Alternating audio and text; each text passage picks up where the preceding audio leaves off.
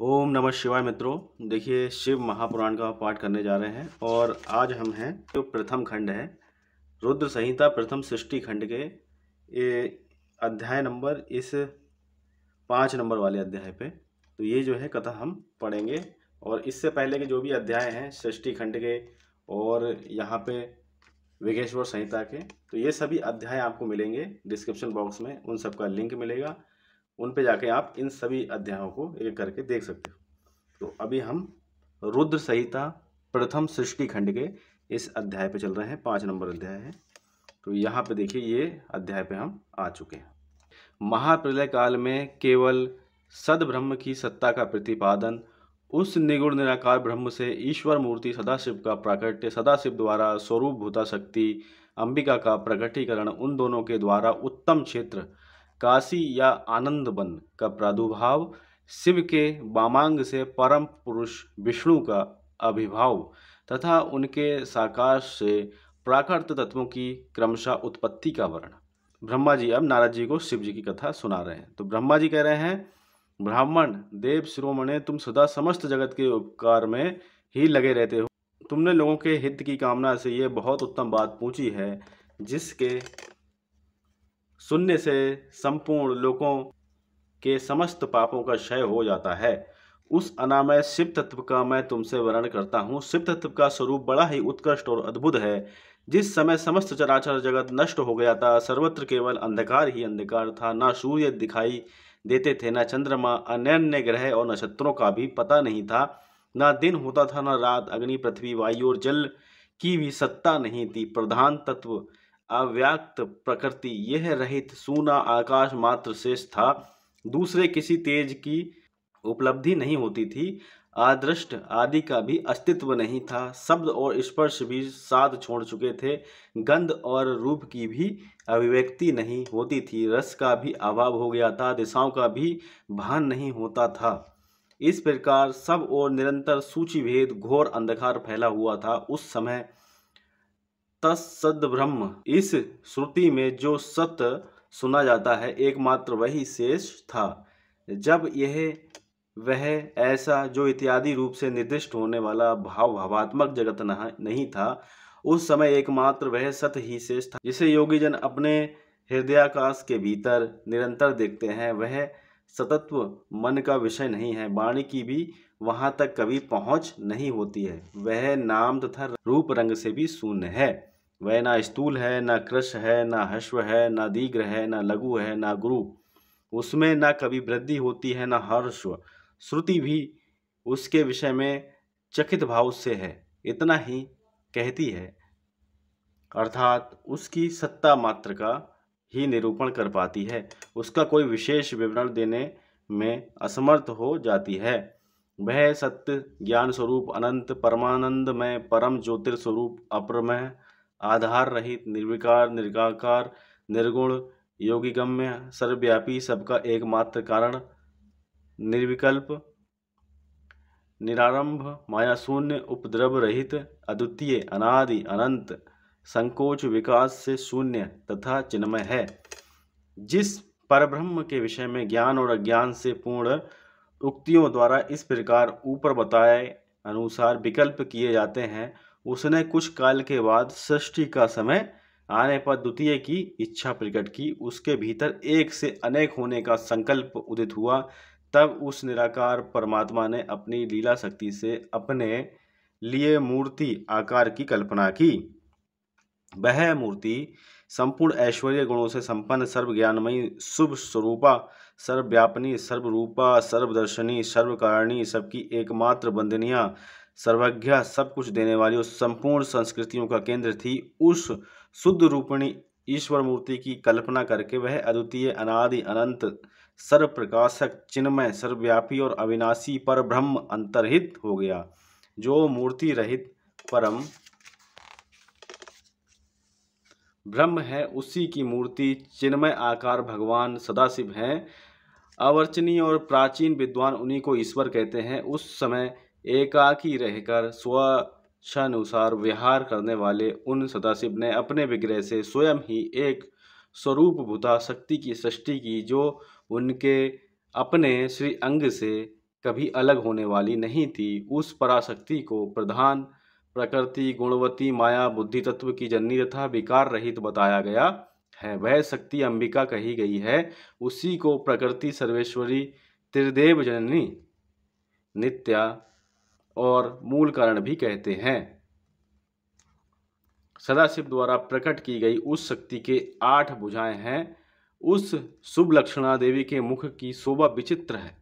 वह अकेली ही अपने मुखमंडल में सदा एक सहस्त्र चंद्रमाओं की कांति धारण करती है। नाना प्रकार के आभूषण उसके श्रीअंगों की शोभा बढ़ाते हैं। वह देवी नाना प्रकार की गतियों से संपन्न है और अनेक प्रकार के अस्त्र शस्त्र धारण करती है। उसके खुले हुए नेत्र खिले हुए कमल के समान जान पड़ते हैं। वह अचिंत्य तेज से जगमगाती है। वह सबकी योनि है और सदा उधमशील रहती है। एकाकिनी होने पर भी वह माया संयोग वशात अनेक हो जाती है। वे जो सदाशिव हैं उन्हें परम पुरुष, ईश्वर, शिव, शंभु और महेश्वर कहते हैं। वे अपने मस्तक पर आकाश गंगा को धारण करते हैं। उनके भाल देश में चंद्रमा शोभा पाते हैं। उनके 5 मुख हैं और प्रत्येक मुख में 3-3 नेत्र हैं। उनका चित्त सदा प्रसन्न रहता है। वे 10 भुजाओं से युक्त और त्रिशूलधारी हैं। उनके श्री अंगों की प्रभा कपूर के समान श्वेत गौर है। वे अपने सारे अंगों में भस्म रमाए रहते हैं। उन काल रूपी ब्रह्म ने एक ही समय शक्ति के साथ शिवलोक नामक क्षेत्र का निर्माण किया है। उस उत्तम क्षेत्र को ही काशी कहते हैं। वह परम निर्वाण या मोक्ष का स्थल है जो सबके ऊपर विराजमान है। वे प्रिया प्रियतम रूप शक्ति और शिव जो परमानंद स्वरूप हैं उस मनोरथ क्षेत्र में नित्य निवास करते हैं। काशीपुरी परमानंद स्वरूपिणी है। मुने शिव और शिवा ने प्रलय काल में भी कभी उस क्षेत्र को अपने सानिध्य से मुक्त नहीं किया है। इसलिए विद्वान पुरुष उसे अविमुक्त क्षेत्र के नाम से भी जानते हैं। वह क्षेत्र आनंद का हेतु है। इसलिए पिनाकधारी शिव ने पहले उसका नाम आनंद वन रखा था।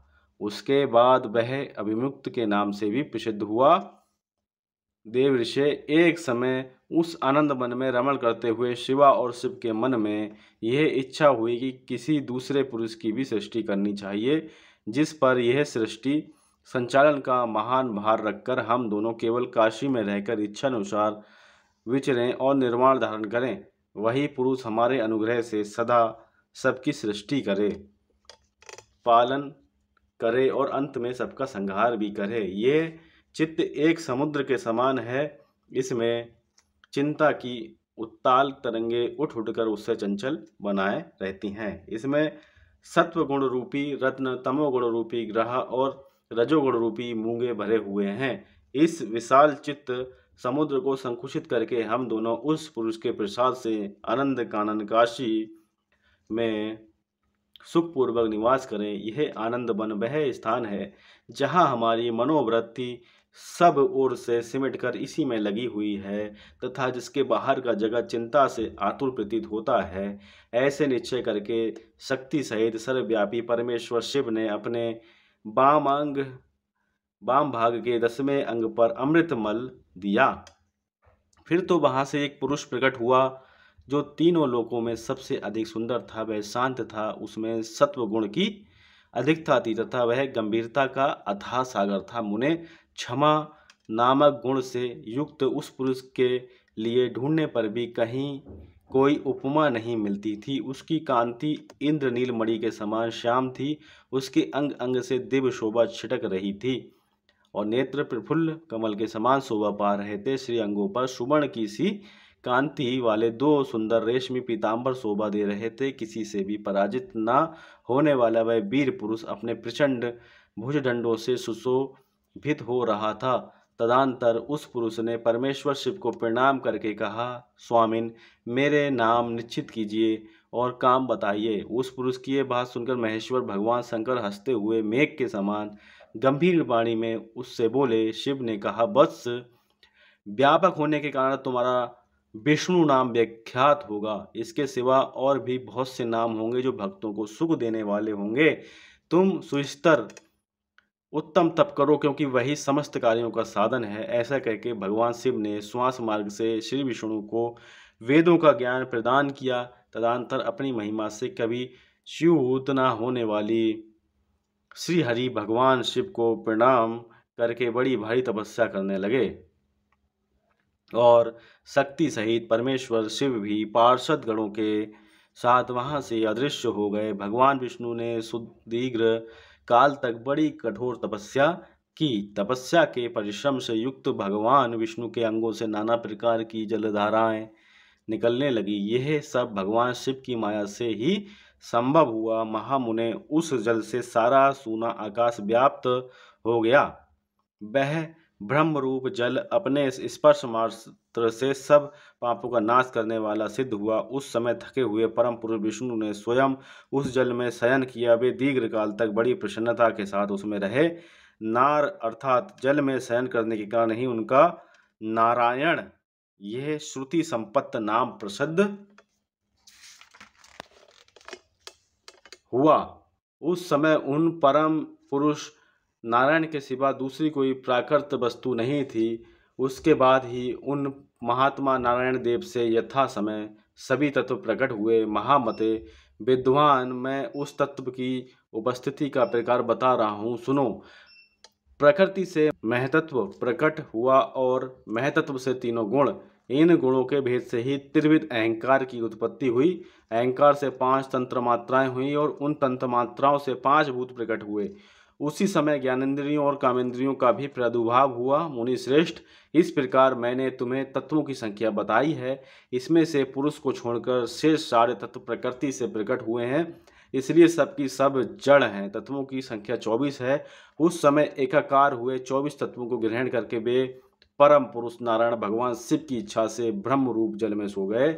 इस प्रकार से यह अध्याय संपन्न हुआ और अगले वीडियो में इस अध्याय को हम पढ़ेंगे, जिसमें कथा होगी भगवान विष्णु की नाभि से कमल का प्रादुर्भाव, शिवेच्छावश ब्रह्मा जी का उससे प्रकट होना, कमल नाल के उद्गम का पता लगाने में असमर्थ ब्रह्मा का तप करना, श्रीहरि का उन्हें दर्शन देना, विवादग्रस्त ब्रह्मा विष्णु के बीच में अग्नि स्तंभ का प्रकट होना तथा उसके ओर छोर का पता न पाकर उन दोनों का उसे परिणाम करना। तो इस प्रकार यहाँ पे एक कथा संपन्न हो रही है। तो एक बार प्रेम से बोलेंगे ओम नमः शिवाय।